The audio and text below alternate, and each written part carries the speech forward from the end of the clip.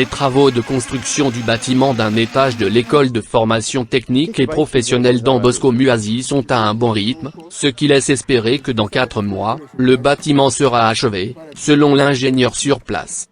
Le bâtiment fait partie du projet quinquennal ACTEC qui vise à renforcer les capacités de l'école de formation technique et professionnelle Don Bosco Muasi. Le bâtiment abritera la section des salles de classe, la salle d'éthique, les bureaux et la zone de pratique.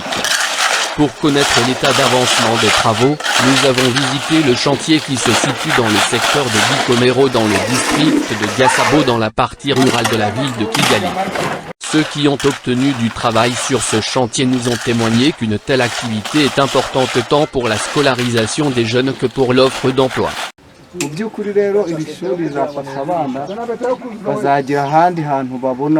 La plupart des habitants de cette zone ont de faibles revenus, de sorte que ces emplois les aident à sortir de la pauvreté et à subvenir aux besoins de leur famille.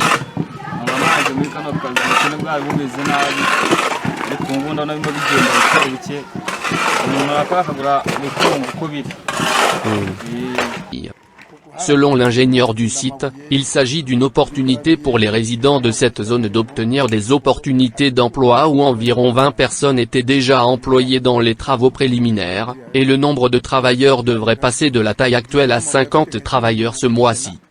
Il a ajouté que la mise à disposition d'emplois concerne aussi les étudiants de la maçonnerie de cette école afin de les former au métier de la construction. Cela ajoutera également le nombre de femmes afin de renforcer le genre dans les travaux de construction. Le bâtiment d'un étage est le résultat d'un bon partenariat entre les Salésiens de Don Bosco de la province Afrique des Grands Lacs et l'ACTEC, Association pour la coopération culturelle, technique et éducative, une ONG belge créée en 1982 pour renforcer le rôle et l'autonomie des personnes marginalisées en les formant à un métier.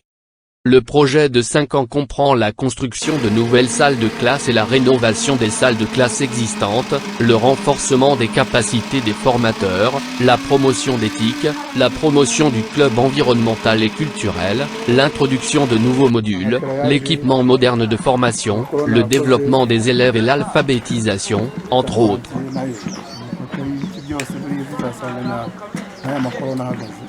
Ibikoresho by'urabona ko ari tayari byose biriya biratonze ni hafi y'ishari.